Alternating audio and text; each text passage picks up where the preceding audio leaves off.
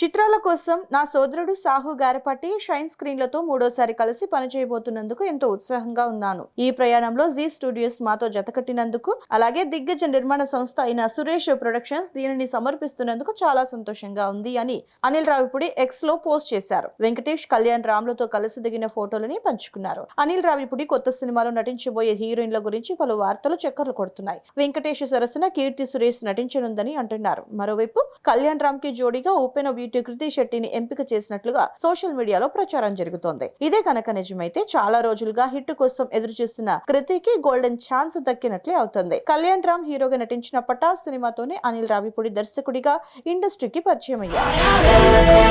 మా బ్లడ్ కో bad habit ఉందిరా. ఎదిటోడు ఏ range ఓడైనా సరే ముండిగా ఎదిరెళ్ళిపోతాం. ఇక వెంకటేష్ తో F2, F3 సంక్రాంతికి వస్తున్న మనశంకర వరప్రసాద్ గారు వంటి సినిమాలను రూపొందించారు అనిల్. ఇప్పుడు నందమూరి దగ్గుబాటి హీరోల క్రేజీ కాంబినేషన్ లో వస్తున్నారు. 2027 సంక్రాంతికి ఈ చిత్రాన్ని ప్రేక్షకుల ముందుకు తీసుకురానున్నట్లుగా ప్రకటించారు.